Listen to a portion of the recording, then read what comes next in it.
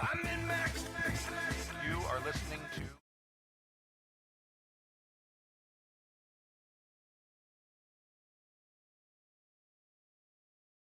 RPG Hobby with Reckless Abandon. Why, hello, and welcome to Season 26, Episode 19 of Happy Jack's RPG Podcast. My name is Stu. I'm Stork. I'm Joey. I'm Terry. And thank you guys for joining us. Has everyone had a good week? Yeah. Yeah.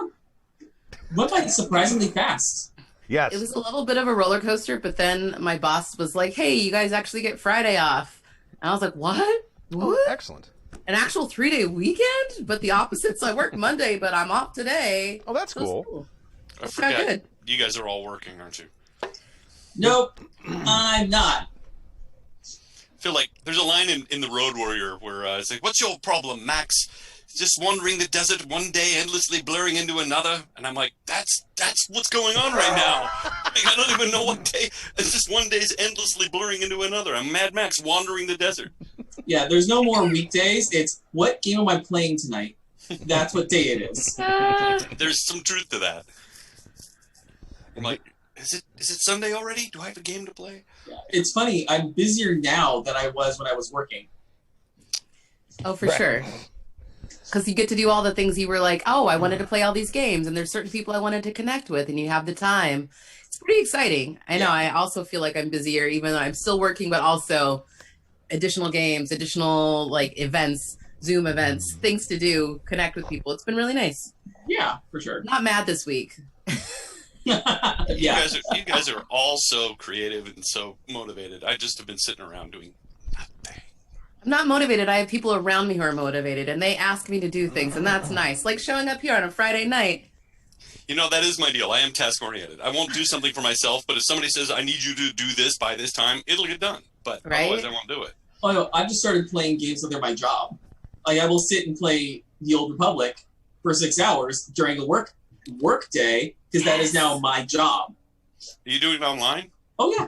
Oh, I love the Republic online. That's the Old Republic. Yeah, It's great. I played it for years.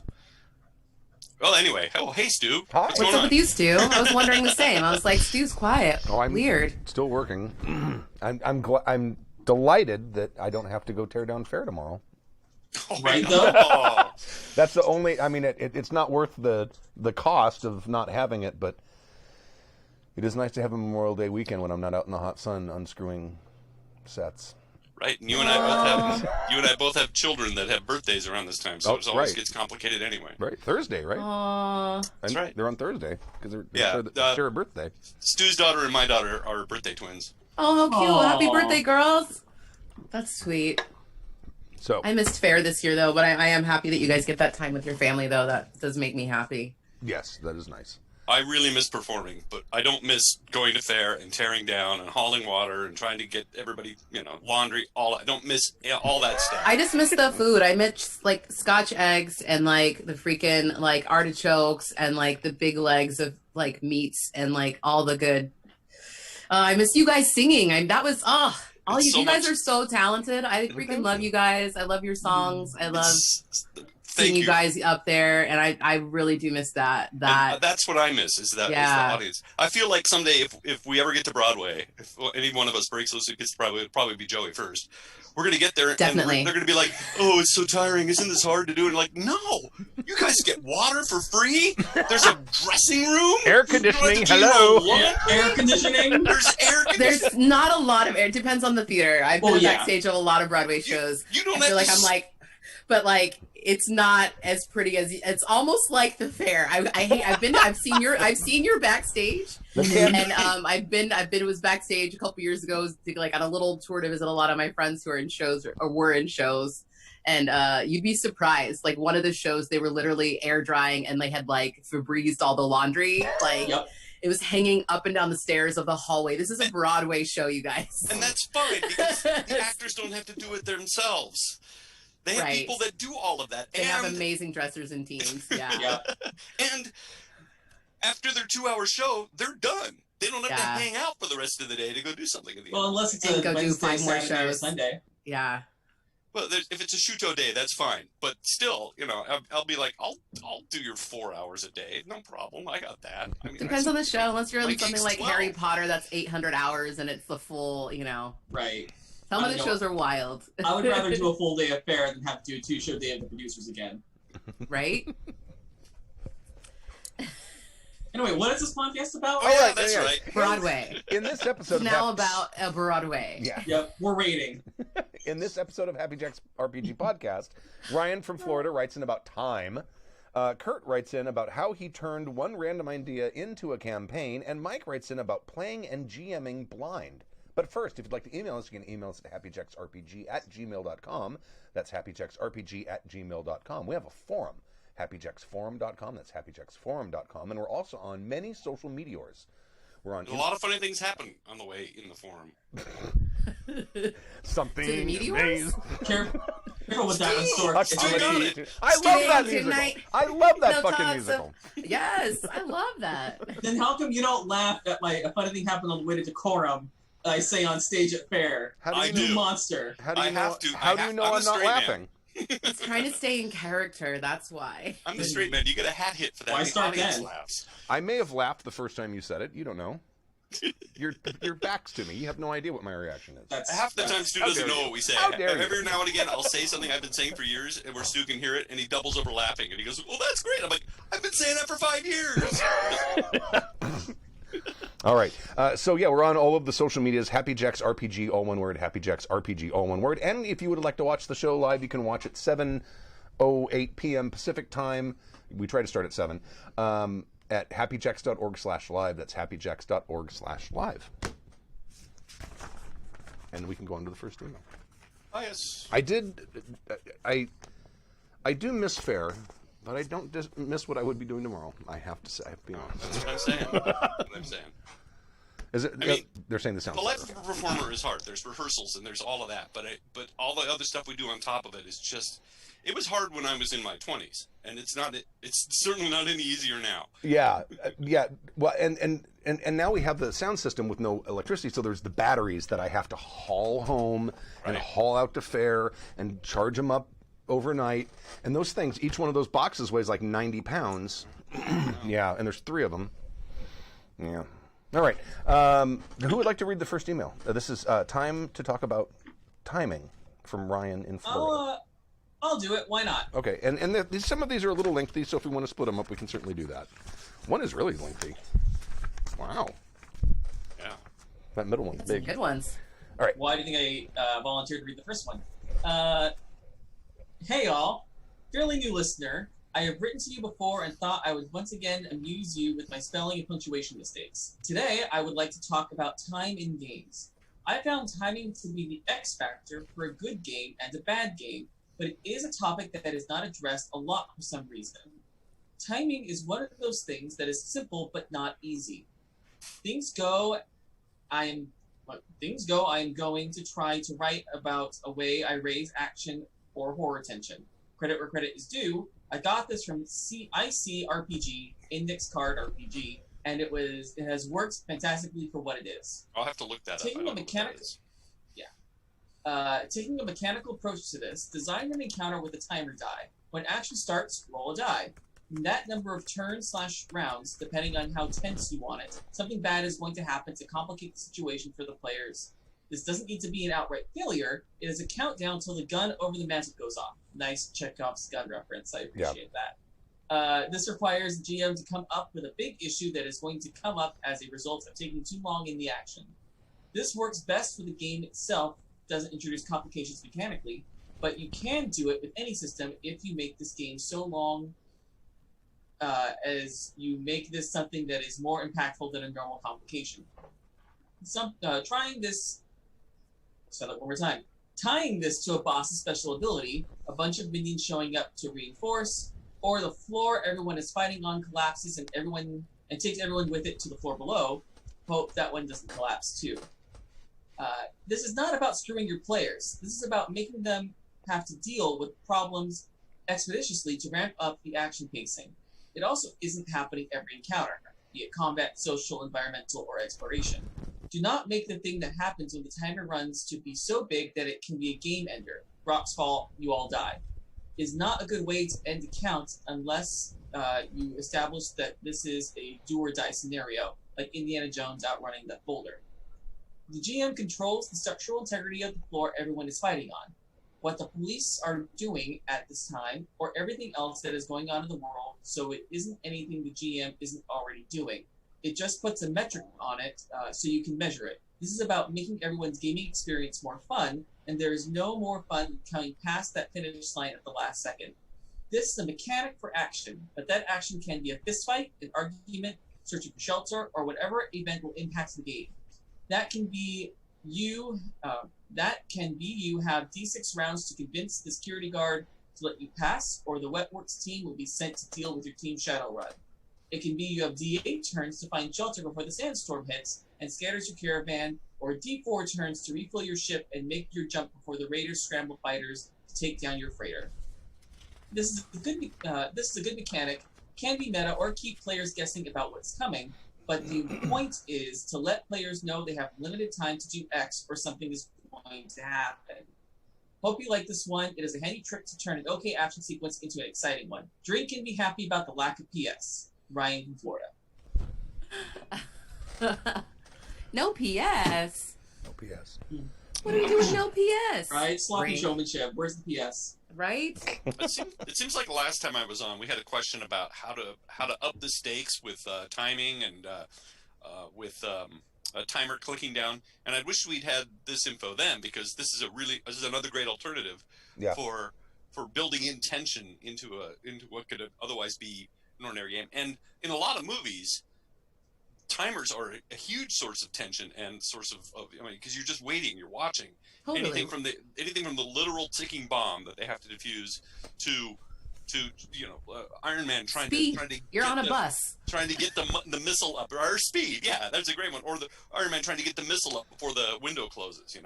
All of that stuff is time oriented, and it's a really great way to ratchet up the tension, but hard to recreate in an RPG without it getting boring or stupid, because people can get up and go, oh, hey, the pizza's here, let's just wait in the action and we'll go, and it doesn't actually succeed in making any tension. I do like the fact that the players don't necessarily know what it is that's going to happen when the time runs out. Mm-hmm. I think that's an interesting idea, although I think maybe foreshadowing that as time goes on, like if the floor is going to collapse, maybe the GM rolls the die and everyone sees, something bad's going to happen in 5 rounds. And then maybe in 4 rounds, people start hearing creaks from the floor, or maybe, someone's jumping over a certain section that seems a little too springy or something. So you can kind of foreshadow what might be happening to allow them to sort of mitigate that as time moves on. I like the idea as a way to move players forward when they get stuck, or they're stuck in an action. I know I've done that a couple times, and I love when the GM puts the D6 out and starts flipping it over. Like, it's a really fun, exhilarating moment. I don't know how I would plan for that, though, because if I'm planning for something, for a relatively big fight, I want there to be that dramatic tension, but I want there's timing for the story arc. And, I don't want the timer to counteract the timing of the story arc and have it, mess things up that way. So I would almost use it as a emergency, light a fire under their ass. I don't know if I would necessarily build my encounter around that timer, unless it was part of the boss's moveset. Like in some games where you roll a d6 and it becomes a 6 and you use a special move. Yeah, I'm sorry, go ahead. Yeah, I think it depends on your table too, because it's like if you have a group of people who are notoriously bad at getting into action, like I can speak for myself, like me and some of my D&D crew are very slow, and then Abria will kick our butts because we're like, we'd rather go to an oasis for 3 hours instead of actually getting to any type of fight. So I know. Yeah. Oh my God. The shopping trips. Yes. Always. I love a detour. But sometimes we want to get to some freaking fights or some action. So I think, if you know your table and know that that's something you have in your back pocket, that's something you can, have at the ready. Because when you're preparing your GM sheet, obviously there's a bunch of stuff you have in variables. This is something to kind of keep maybe like you said, at the ready. May not necessarily be built in, but something that you can release when needed at detonate when ready. So I like that idea. A lot, actually. Was it 4th edition D&D that had like boss monsters got some ability when they hit like half hit points or something? I think it was 4th edition. I think it started in 4th edition and they translated it to 5th, where they have, in their move set, they have one of their master, like their big nukes already set, and then keep rolling d6 every round, and if they roll a 6, it's back up. Yeah, I thought there was something like when their hit points reach a certain level, they can, it triggers an ability or something. So maybe that was it. I'm sure that was 4th. I don't know. I don't even have my 4th. It probably was. That sounds like a 4th edition idea. Yeah, but because it's right out of an MMORPG. Oh yeah. but I mean that certainly something like that unexpected would, because I mean you're always going to have those players with that encyclopedic knowledge of the monster manual who are going to know, oh, this thing's going to do something horrible and its hit points are whittled down. But if it's something that's a surprise that isn't expected, I think it would be kind of interesting to do. I might try that next time I run. What's nice is some games can have it built in. Like a lot of PTA games recommend every time the enemy takes a hit, they get a hard move. And so you can kind of bank those and almost use that as your countdown clock. Okay, they've taken 3 hard moves. They haven't done anything yet. The players haven't provoked them to use any of the hard moves. Now I'm going to nuke them effectively. Like it's right. A similar idea, but one where the players are kind of affecting the result. Mm-hmm. You have to be careful So though it seems less. I think you have to be careful that this mechanic doesn't become just sort of a. I'm reminded of a really old email we had about wandering damage. Anytime the player wandered off the railroad or literally off the path, they got wandering damage, and it was just like just a random thing would happen. The guy rolled a random dice, and you're being attacked by kobolds or whatever. So it's like I think you have to be careful about every time the players are you think they're taking too long to make a decision or doing something, which might in the player's term might actually mean planning. That you start rolling dice on them to force them to do stuff. I could see it could get abused and get old, and your players might get angry if you do it too often.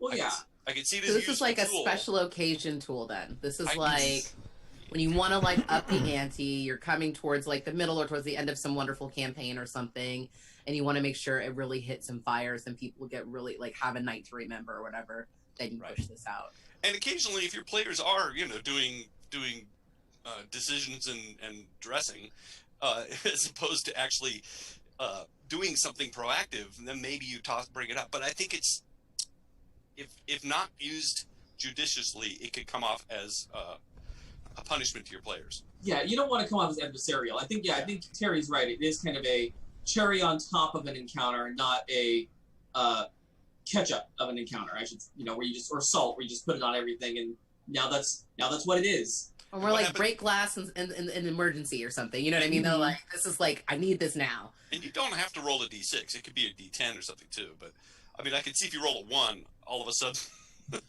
the encounter becomes really quick. Yeah. But I like it. It's nice to have a randomizer, and at least I can't see how this could be game breaky at all. This is just another thing that you can throw in to your games to give it more flavor and to give it at least to mimic something that's on a timer, without it, and still have a randomizer attached to it, so it's not just the GM being a dick. And what's nice is if they don't know it's coming, if you roll a 1 on that D10, okay, great. Maybe I lessen it by half because they're not supposed to, that sucks what happened in the first round of combat. If you roll a 10, you know what? They've been doing this a bit. They could take it a little bit more and then up it a bit. You have that your hand on the dial depending on that round timer. That's true. I see myself only using this when I think the players are dicking around during a combat and taking too long, intentionally, or if they're not taking it seriously, or if it's gotten to the point where they're just not at all concerned about the combat. That would be something that when I would be like, but that's me all the time. That's a D&D game after everybody's arrested. Right, oh yeah. Oh my god. Yeah, we have all the hit points. We're just hanging out. Because the second encounter of the day, that's the one where it gets a little hairy. It's like, I used up all my dailies, now what? Yep. All right. Thank you, Ryan from Florida, for the email. The next one, how I turned a random idea into a campaign, from Kurt. If someone would like to start this, and then we can split it, because this is like a 3-pager. I'll start it with Oh, you. no, this is like, this is like a 3.5-pager. We're going to have a moment. Yeah. I love it. Okay. How I turned a random idea into a campaign from Kurt. Hello, Appy Jackers. I'm telling you, it's how it's typed, people. So if you think I'm crazy, that is how it is typed. Captain Cabbage Smelly Pants Esquire the Third here. Charger 347 on the Discord. And another goddamn Kurt IRL. Because the Happy Jacks fandom didn't have enough of those already. Right. I have the ha's. We have a lot of Kurts. We do have a lot of Kurts. After hearing that you're in a desperate need for emails, I figured I'd finally write in for the first time. Thank you. Oh, excellent. And take the chance to write in with just some random musings and methodologies for how I come up with ideas for my games. Granted, I haven't had a group in almost a decade. But that doesn't stop the voices, so let's get to it. The most common way for me to come up with ideas is just seeing something and just letting my mind wander. For example, years ago when Mythbusters did a duct tape special, they made a canoe out of duct tape, which made me remember that cloth canoes were a thing. And then for whatever reason, the idea of building a cloth canoe out of a flying carpet. So I got to thinking, why is it the trope of the flying fantasy ship is always a wood boat with a giant vulnerable balloon on top of it?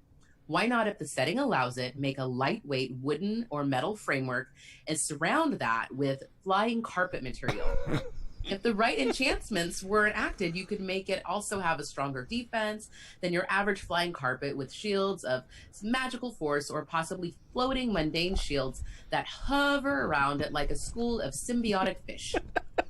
So this is brilliant. So as I was thinking of these fantastical flying fabric frigates, I remembered a robotics company that was building lightweight penguin robots filled with helium that could fly around a room like penguins swimming in the ocean. I want it.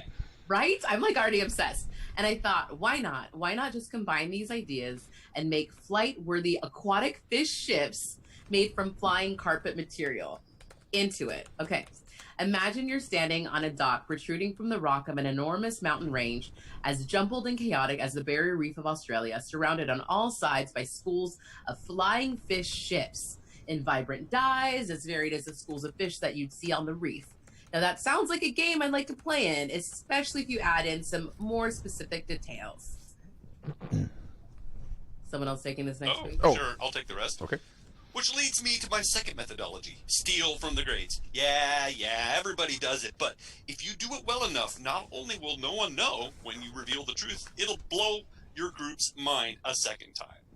For this example, I'm going to steal an idea from the Legend of the Elder Scrolls universe and take the reason for why there are no dwarves in that setting.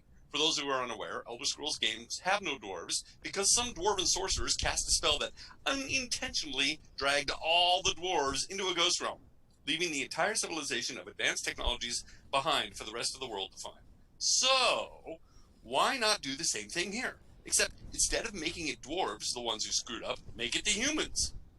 Because we humans screw up enough, right? Yep. Sure. Because if there's one thing that I've learned from listening to Happy Jack's D&D actual plays, humans are boring as shit. And why would anyone want to play them? Preach!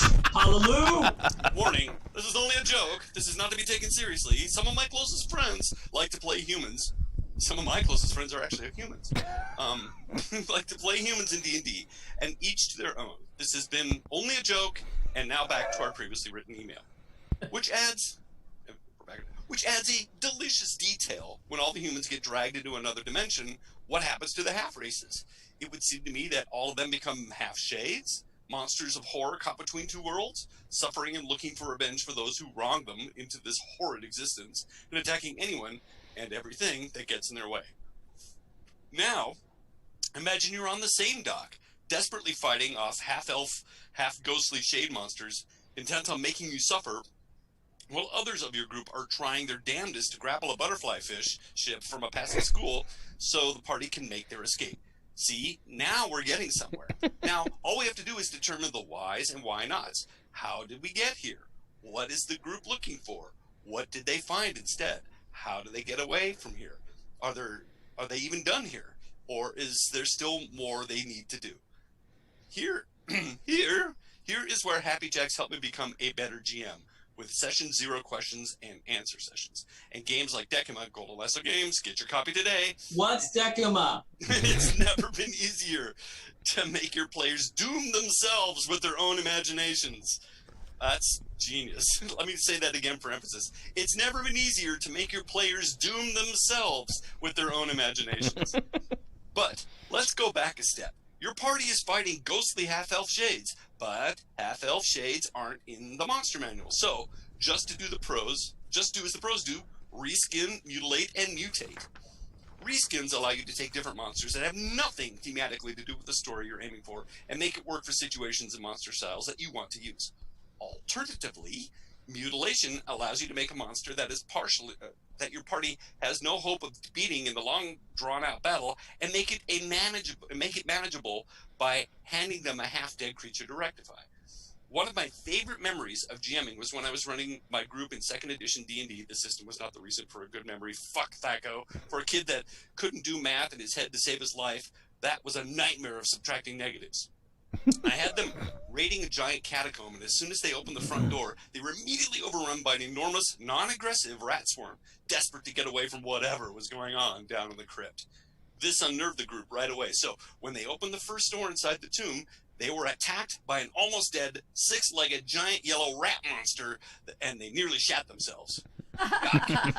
Now, normally this thing, called an Osquip, for those who want to look it up, does an average of 2 to 12 points of damage on each bite. But since my party were low-level slubs, there was no way that they'd survive that kind of punishment. So I did the next best thing I could, and mutilated the shit out of it. This thing got the crap beat out of it before the party even touched it. Since it was at half health, it was missing a leg, and one of its giant-ass teeth was cracked right in half, dealing damage to itself with each bite and reducing the effective biting power to a survivable 1d6 damage per bite. Another tactic for this is the slight alteration through magical mutation. In a different campaign, the party was wandering a barren wasteland of magically radiated husks of civilization. When they discovered a blasted-out holy building, they disturbed a group of neon blue hobgoblins that stank of ozone and wielded solid metal weapons with not a trace of non-conductive material on them. When the party got hit by one of these freaking hobgoblins and discovered that they were mutated with lightning, and magical electricity coursed through the magical weapons they wielded, dealing shock damage with each swing, making the fight more difficult without giving out too much of a reward with multiple shock damage capable of magic weapons at the end of the fight. Which leads, because otherwise, let's do this. Hey, can we use those weapons? Oh, shit. Yeah, great. Yeah. Remember the rhinoceroses? In Yes. the D&D campaign, yeah, you guys, Yep. the party killed someone who was their mount was a rhinoceros. And they killed They him. were all orcs, right? Yeah, I think they were Next thing orcs. you know, And somehow the party ended up getting a second one too. yeah, I the think whole you guys party did had too. rhinoceri at the end of the game, right? Well, I mean, That's rhinoceri are just like tribbles. They just multiply out of nowhere. Right. Famously. That's what I so- heard. When the party got hit by one of these freaky hobgoblins, they discovered that they were mutated with... Okay, wait. Which leads me to my next tactic, the self-destructive boss fight. With the necromancer boss at the end of the catacomb in the previous game, and the high priest with the shock jocks in the barren wasteland game, I introduced the party to a monstrous enemy that started strong, but weakened with each massive attack they made, literally draining themselves with each attack. For the necromancer, the magical artifact that took over his body drained him of his life force, giving the crystal the capability to raise a zombie for each hit point it drained from him. For the shock jock priest, the power of his lightning strike attack was entirely dependent on how many of his apprentice shock jocks joined in on his magic circle, and how many literally burnt out each time he attacked. I will never forget the look of terror that my party had when that first lightning bolt shot out and almost wiped their barbarian tank off the map. They were furious and desperate for cover, but as soon as they saw how one of the circle hobgoblins slumped to the ground, a charred husk, they knew they had to play it smart and force it to kill itself instead of the party. By shifting between cover and taking potshots at the apprentices, the party was able to weed down the blast to manageable levels until they were the last one standing. Hopefully you all thought this email was interesting, or at least entertaining, but alas, this email is getting long as it is, so I'll have to save my horror stories till another missive. Oh, I want horror stories. Love horror stories. Yes. I've got some doozies to tell you, like the time I extorted money from my group to support my D&D supplementary book addiction by guilt-tripping them with the fact that I had fronted most of the capital for our group to begin with, multiple books, a place to play, free snacks and soda, which got nixed real quick once I realized I could decimate a 12-pack in one night. Let's just say they weren't happy, but they paid. They all paid. See, persuasion is magic. Well, that sounded way more ominous than what actually happened. Till next time, Jackers. Oh my God, Kurt, that was hilarious. So first of all, at me next time, because I want in on whatever game this is. This sounds amazing. Yeah. I've often liberally reskinned enemies. I mean, I've often sometimes taken what looked to be an ogre and used troll stats or orc stats just to mix things up. Or sometimes I'll have a really big orc commander that maybe has ogre stats, but it still looks like an orc. I mean, I've done that a lot, and it does keep your players guessing, because all of a sudden they're like, I thought it was an orc. Oh my God, why is it regenerating? All right, you know, it can be fun, but you do have to be careful, especially I remember with 4E, everything was so granular and thought out. If you started moving the sliders around too much, you could overpower your boss or underpower your bosses. Yeah. It was I love this idea of fucking with what's known. My only concern and my only note would be make sure it's consistent all the way through. If you have those shock jock hobgoblins and they have lightning abilities, they do these certain things a certain way, if they encounter this creature again, make sure it works exactly the same way. As a player, nothing frustrates me more than like, oh, I've encountered this in your game, I understand how the world works now, and then having the rules changed on me out of nowhere, it drives me nuts. Like, I need that ground, that bedrock, even if it's different from normal D&D, just so I know where I'm at in the world, and that would drive me nuts. But I love the idea of moving this around and fucking with things, and yeah, change elements and change weapons and change species. Go for it. I especially like when people share their sort of method for creativity, how they come up with their ideas for campaigns or for game worlds, because everyone does it a little differently. Yeah. I mean, for me, it just kind of pops into my head. Very rarely is it as what's the word I'm looking for? Not formulaic, but as procedural as this. For me, it's just like entirely random. I don't know if I'd call this necessarily procedural. This feels very much like mental wiki walking. Yeah, I can which see that. I'm all for. That's how I do most of my things. Like when I create characters, I have a base idea, and then I let my mind start wandering, and oh, I like that, I'll hop to that rock, and oh, I like that, and all of a sudden I have a character I didn't think I was going to have when I first started, but they're fully fledged out and they're super awesome. Right. Remember that quote, it's never been easier to make your players doom themselves with their own imagination. It's so true. That's the gold.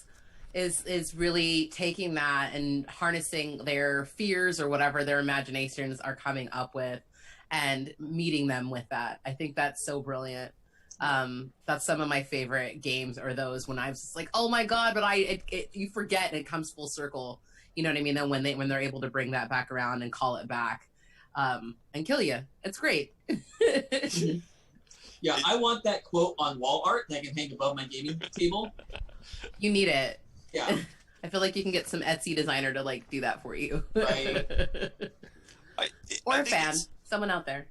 I mean, and even like in a system, again, like Traveler, where you randomly come up with these things that screw over your own character and the group, there's still an amount of the players doing it to themselves. You know, it's like when they make a connection, what if you and I, what if you, and even with Stu's questions, even if you don't have an official system that gives that to you with your questions and stuff, you can definitely set up and let the players doom themselves, or at least come up with interesting things that you can then pull into to mess with their characters. That's what Stu says all the time. It's I think it's key to any role-playing game is to make sure that happens to some extent. Yeah, challenge their connections that they have with each other too, whatever they've set up, you know, in that pregame. Like our dear friend shouted out Decima, I think is really great at looking at that and like really establishing those relationships. I think if you, with or without that, you need to like really dive in with your players and figure out what bonds you can push, and what monsters will help do that. I think that's brilliant. Yeah, it's a staple now. Like you have to do that. You have to, even if you're not playing a BTA game or you're not using Decima, use those questions. They work so well, and your game's going to be stronger for it no matter what. I agree. Oh, let me just give a shout out to anyone who's in the bar chat room in the Discord for the GameX Virtual Con. That's right. Yeah. That's going on this weekend. I tried to find a link for the thing, and I can't find it. I didn't see a link on strategicon.net, and I checked an email I got from Jim, and I don't see any links anywhere. I don't know how people get there. I don't know. So if someone Discord, if someone in the Twitch chat room knows, let me know, and I'll mention it now. Shout out. Yeah. All right. Thank you, Kurt. Yet another Kurt. That's 5. Brilliant. 5 Kurts? Again, like tribbles. Right. Blinded by the Dice from Mike. Howdy, Jackers. My name is Mike from Indiana. I've been listening to Happy Jacks for 2 years, which coincides with the time when I started losing my vision. I've been role-playing since 1983, so when I started listening to podcasts as an alternative to television, I sought RPG podcasts. I started with Fear the Boot, which led me to Happy Jacks. Excellent. Both fine shows, let me say. Since going blind, I've found that it hasn't hampered my enjoyment of gaming, at least as a player. Last year I did do some GMing, which was a little bit more difficult, especially with game preparation. My questions to you are, have you ever played with a person with a disability? What accommodations were made for the player, and what was the result? And what suggestions for making it easier for someone who is blind to GM a game? Thanks in advance. Keep up the good work. Blind Mike. P.S. Drink, but don't get blind drunk. Sense of humor from Blind Mike. Thank Love you. it. Love Cheers it. to you. I have no suggestions. It's never even occurred to me that what to do in a situation like that.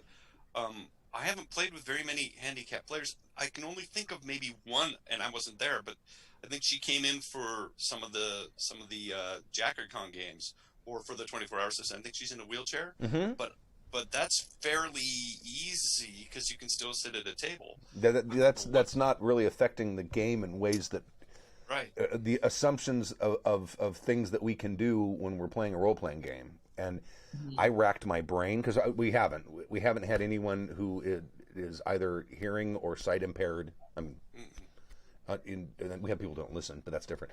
I'm sitting right here.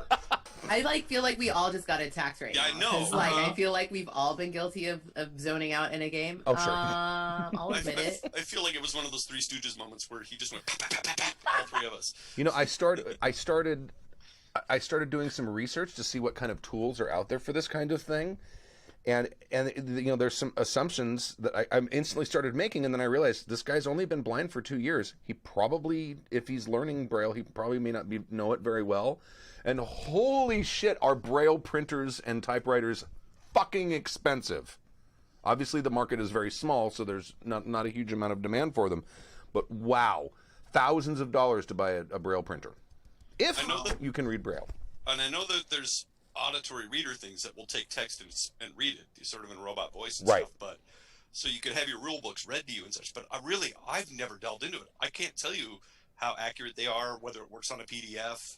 I don't know. I really don't know. And then maybe that's a really interesting topic that our listeners could help us out with, and maybe a forum thing, because I wouldn't even know where to start. I would look at maybe very collaborative games so that the players can take some of the onus off of the GM and really kind of make it more about collaborative storytelling and maybe less about the GM and the players. That's really the only advice I can think of, is relying on your players. I mean, if they're playing at your table, they're going to support you anyway. Why not use every tool you have, including them? Right. Totally. I was diving down the rabbit hole a little bit when I saw this question was coming up tonight. On there's subreddits There's actually a whole blind gamer subreddit on Reddit too. So I know there's some resources and a lot of other gamers out there. I didn't go deep dive like I probably should have, spent a little more time, but I mean, there are other folks I know to find some resources from, but I honestly have not either, having to do with different accommodations for anybody who was had any impairments for the site, other than my own personal. I can't see things close up sometimes, but I need to be careful how I say this because I don't mean it to be funny, but it's going to sound funny. If you're blind and there's stuff on the internet about how to do it, how do you even go and find that? Oh, You know that's what I'm saying? that's Like if there's that's a built Reddit. into most operating systems. There's text to speech readers stuff and and stuff. all. Even on Adobe Acrobat does have a reading thing on it. 'Cause sometimes I have it where it will read me my stuff. I mean, it's hard enough to find pertinent information if you can see. I can't even imagine blind. And again, see, it shows the depths of my ignorance, how I haven't even thought about this yet, about how you could solve that. So maybe glad some to of our think of listeners can help us out with this. And Yeah, later this emails may be or one of posts those on things the where we put it out to the community and they give us some ideas. The only thing I thought of when I was researching this is I mean, I think if I were in the situation, I would probably be relying on speech to text and text to speech, so I could write notes out and then have them read back, and maybe have a laptop with a microphone in my ear so the players aren't hearing my secret notes as things are going on. But then there's the problem of being able to organize that stuff and getting to it quickly as well, because you need to be able to do that. And, you know, we rely so much on sight to do that, you don't even realize it. So, I mean, that was about the only thing I could think of. But if anyone out there has gamed with a blind person or has a GM who's blind, I would love to hear what they do. Now, it could be, I mean, it depends how you GM too. If you're playing a game that you're very familiar with, you probably don't need to look in the rule book too much. If I was running a GURPS game in 1993, I could take the book and shred it and be able to run the game without a problem. And then if you're a very improvisational GM, there again, you don't need to write down a bunch of notes and have a bunch of prep. The only thing you're going to have is stats for your monsters and things like that. And I imagine you're probably going to have to rely on some kind of dictation, text-to-speech application of some sort. So I'm also really curious now that since a lot of us are remote gaming with everybody right now in the midst of the pandemic and stuff too, how that's affected things as well. Because I think you're having different accommodations, obviously, versus an in-person game versus an online game, and what games are best. So maybe we put out like, what games do you think are best? What do you recommend? What have you all played? If you have played with differently abled players, and what's the result? I'm super curious now too. So I will put it back out to the people again. Someone just gave us a link here. A couple people, Erica Odd and Shovexani. Both mentioned Erica Odd. The dotsrpg.com, dotsrpg.com, and they have Braille dice. I'm looking under resources. What else do they have? While you're going through that, the one thing that really popped into my head is to have a co-GM if you're blind or deaf and GMing, because I like co-GMs anyway, because they just speed up the game, and it's always nice to have someone else to have, bounce ideas off of. But as I've gone, broken record. But certainly, you can still have a co-GM, and he can take care of things, or they can take care of things of like handing character sheets, making sure everybody's honest with their dice, all of that stuff. Well, I think that would also solve some things. And co-GMing is great. It's a lot of fun because you're not creating in a vacuum. You're working together to help build the story, and you'd be surprised at how having just another voice in world creation helps expand the world a lot. Like if I was co-GMing with Kurt, we'd have flying ships with it would be fun. Game would be boss. Could you co-GM with Kurt and let me play in that game? 'Cause, I will absolutely use you as my in into that game. I would also like to get in on this game. Mostly because I like flying things, and ships flying sounds like everything I wanted. It's like Peter Pan at Disneyland. I'm ready. My body is ready. Right? Stu's Big Blue Monkey game was that way. Right. Really? Well, it was very, it was very 1950s space stuff. Like, you know, if you had a ship that would take you to the moon, and if you fell off the ship, you just fell down, like forever. You just kept falling down. Down was, you know. It's that way. It's the way it's the way it is everywhere. It's great. And you could breathe in space. When you get to the outer planets, you might want to take a warm jacket. We have Bruce in the group, and he couldn't get past the fact that down. Poor guy's a rocket scientist. He's like, his brain just went all over the room. So we halfway through the game. Wait a minute, what way is down again? Now, the important question is: social status determined by the size of the rings on your arms, or the amount of rings on your arms? It was his was very English. It was English admiralty, right? It was very naval, English naval tradition. Okay, so was it how many rings on your arm, or how big the rings were on your arm? How big your epaulets were? Epaulets, yeah. With the fringe or not? Well, I like epaulets with the fringe on top. Yes, shiny little epaulets with a fringe on the top. Dun dun dun dun dun. Don't Pride. you wish you could go on forever? Privates and lieutenants better scurry. Wow, so much music theater. I love you guys. Started with Broadwaymer, coming back around again. Here for it. So I'm available for Broadway once it opens up again. If anybody's hiring. You know, if there's any listeners, getting back to Mike's email, if there's any listeners out there who have this, please write in, and I'm going to see if I can contact this dotsrpg.org. I wonder if we could have someone come in from there who would actually be able to answer this question. I love that. It's a great topic. Yes, please. It's a great topic. That would be great. So I'll see if that's possible. I'll send them an email and see if they maybe Do it. All right. Okay. One of the like things I think that's been like a weird positive, or not weird, but a positive out of this, you know, mayhem of the time right now is like actually thinking about accommodations, because everybody needs them at this point for dealing with the world. And I feel like our eyes get to be open about what options are available for more people. And I hope we continue that conversation past the pandemic and whatnot about accessibility for more people. It's been exciting to have and connect with people in game who maybe can't leave their homes, and it's been pretty great.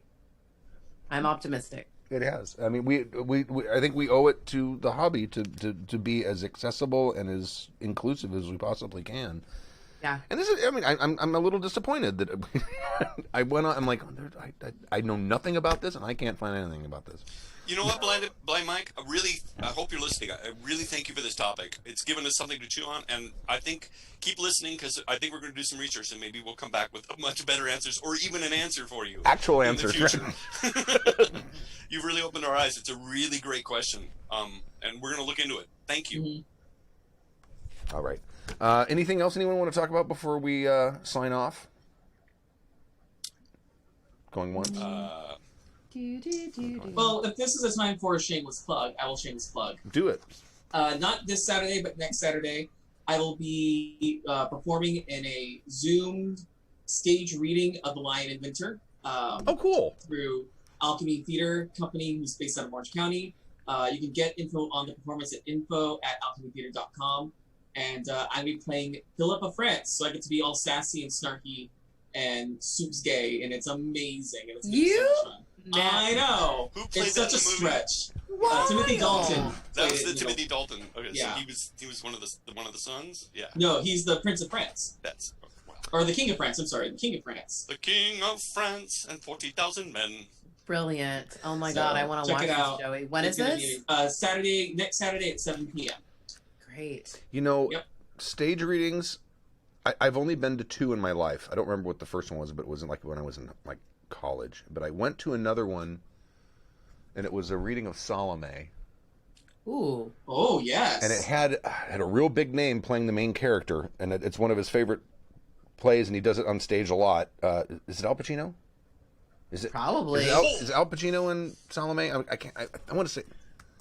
Funny. It's probably him. Yeah, he was in the film. Oh, he was. Okay, it probably was. And I think he might have been drunk. But I'm not. Probably. I'm not positive. Our to tell with him. There's a lot of chemicals going through that guy. But it was a reading, so they're all sitting down with music stands with the script, and I had a blast. It obviously it's a much easier production than an actual full blown thing, but I concentrated on because that's Oscar It's Wilde. like radio right? play live. That's what I feel about them when you go to a good reading. Right. I did Very 2 much. readings last weekend. I did a play and a TV pilot reading last week on Zoom, and one was a fundraiser for COVID action, and it was really fun. And it totally felt that way. It was like a radio play for sure. Yeah, it is, and Get into it that way and visualize things in a different way. I I've liked been it. watching a lot of the Actors Fund, and they've been doing plays in the house. It's called Stars in the House, and they've been Yeah. I've been watching it like they do it twice a day. I'm watching every one of them. But again, they've been doing these staged plays or readings with very famous people, and some of them are just great. Yeah. And again, you think, oh, it's a stodgy play. How can it work? It's like if you can listen to an auditory book, if you can listen to someone read you Harry Potter, you can listen to a play. Oh, Sure. Jim In fact, the play Dale? is What? designed to be that Yes, way. It works so well. Jim Dale. Yeah, Jim Dale. Yeah. Oh. For the win. I'm right now because the new Dresden Files book comes out in July. I'm going through the 15 books in the series so far. I'm about halfway through it now, and this is probably my 5th time reading them or Yeah. listening to them on Audible. So you're getting on your ride to work. You're listening Yeah. to Dresden Yeah. Files. Yeah. There It's and great. there and back. Great stories are great stories, and if Mm-hmm. you want to listen to great stories, you'll find a way to consume them, right? So Yep, 100%. love it. It's all storytelling, from RPGs to plays to movies to sitting down and reading a book. It's all storytelling, and having someone tell you a story. It's And Yeah. what's great about that variations on a is theme. each hobby helps the other hobby. It's true. Mhm. Like I've taken so much from acting and put it into RPGs, and so much from Mhm. RPGs and put it into acting. It's all the same. So like expand your horizons if you're an RPG player, and Hmm. write a play, go see a play, go audition for a play, and vice versa. And you'll see how much of those tools are exactly the same, and getting to flex them in a different way helps you completely in every aspect. And a well-told story is a well-told story, regardless of the medium. At the end of the day, that's all we're doing is we're telling and listening to stories, Totally. which I love. I'm about 3 chapters away from finishing my novel. Ooh. Yay! Because Will it be available on audio? I'm planning on reading it or recording myself reading it chapter by chapter and putting it up as a podcast. Yes. That's So That's awesome, Stu. Congrats. this is the first time I've written a novel where I sat down and outlined the entire story first, which is coincidentally why I've gotten so close to finishing it. What, you had a plan? Right? What a novel concept. I mean, the whole story was outlined in a page and a half, and I'm like, because I started writing it, I'm like, I think I just accidentally wrote myself into a hole. So I went back, erased everything I wrote, and I wrote out an outline. I'm like, okay, now I know what's going to happen, and I haven't even had to look at it. In my head, I just know what direction it's going, and I know when to foreshadow stuff. And Every book on writing I've ever read, or every writer I've ever talked to, says outlines. And some of them are like you, where it's just it's a skeleton. Right. It's a roadmap. Some of them are really detailed, but every one of them, at the end of the day, some of them railed about it for a long time. I don't need an outline. Yada. And eventually they all, starting with outlines, it helps. Right. Mm-hmm. And it's, again, even with RPG games, having an outline of where you want your story to go helps a lot in keeping you focused and keeping your players focused even too. It's Yeah, all that stuff but also feeds still into being itself. flexible, just knowing that that's not the end, though. Because I think that's the key, especially, in a good role play game. It's like you can take all the best notes possible, but your players may take you someplace that you have not even envisioned yet. Do you know what I mean, though? Or had in your mind, and they're coming up with, as you say, their imaginations, taking them forth. You're like, well, you've given me gold. And taking that, that's one of the things I think of from improv is taking the yes and okay, they gave me some new information. I'm going to modify that and being able to mold it and shape that and change my direction. I think is really important too. Yeah, start with the that's plan. kind of a great be game and flexible. a great GM is being able to do that, because you've all been in those games where you realize halfway through, oh, this isn't a game. The GM was just writing a novel and wanted us to play through his novel. Oh, It's a dramatic I reading. Uh-huh. And It's like watching Salome. and there's many an author too who started with an outline, and as they write, things started fleshing out, and they had to come up with another outline. Oh, sure. Maybe for another novel, because things just got out of control, or they started to flesh. I got flesh two. themselves out. I got But 2 or 3 that's- chapters in, and I stopped and went, okay, wait a second. No, I just introduced this thing. I need to introduce this thing earlier. So I went back and modified it a little bit, and then I went and rewrote half of the chapter. And you could change your outline or add another, or Sure. flesh out your outline as things go on too. But that's still, you have that roadmap, you know. Right. And I mean, and that's very different from GMing. Because game prep does not write a novel. I know that for a fact. All right. No, but you're crowdsourcing your novel. Well, because at that right. point, after the end of the game, then you write your novel because the players have solved it for you. What were the That seems like plagiarism to me. No, the Dragonlance. Nah. That's how a lot of people write. I mean, that's how like a lot of films have been made is improv and actors adding lines in and stuff changes. Right. Is live, finding stuff that fits in their own mouths that maybe is clunky language that gets changed and modified. I think it's okay. I think that actually happens quite often, and depending on how people work creatively, like you said, everyone's kind of got their different come from and how they end up, creating something. Some people are more collaborative and they need that input to create the thing, while some people are solo, auteurs and whatnot. So I guess you have to figure out your style and how you're gonna. I was just watching a sort of a documentary or interview with some of the creators of the first Iron Man movie, and they were writing it as they were shooting it, and a lot of it was Robert Downey and Jon Favreau and I just went up on his name. Oscar Wilde. Abraham. The dude. They were all getting together in the trailer and coming up with lines and stuff, and then rewriting it as they went. And the movie is very, very good. But they started with their script, and then they used that as an outline to fill it in for themselves. And I know that there are some people, like Hitchcock, I think, was stuck to his words. You had to say it as it was written on the page. And then there's other people that are like, this is only an outline shoot. That's like Sorkin versus like Curb Your Enthusiasm. Do you know what I mean? You get a Sorkin script, you're learning that verbatim. And if you don't do it verbatim, you're not on the show anymore. Do you know what I mean? But if you're like in Curb Your Enthusiasm, they literally just give an outline. They have things that they want to land at, but it's literally an outline. It's not a full script. And so I think it depends on, like we said, the author, how they want to work. And at the end of the day, you're telling a good story. So. Yep.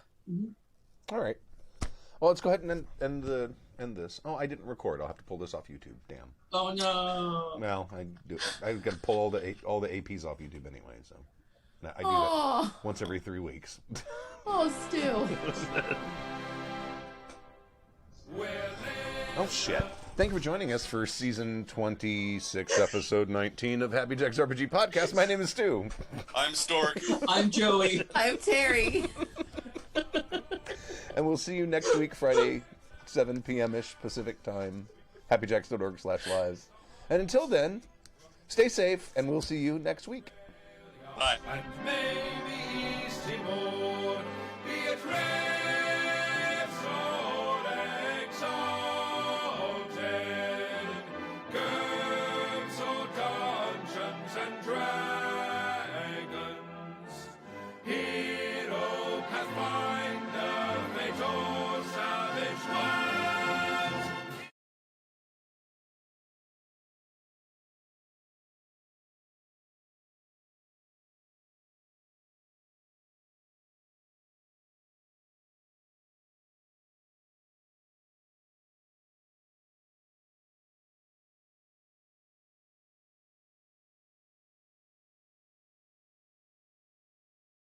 The preceding program has been a presentation of the Angry Folk Media Empire.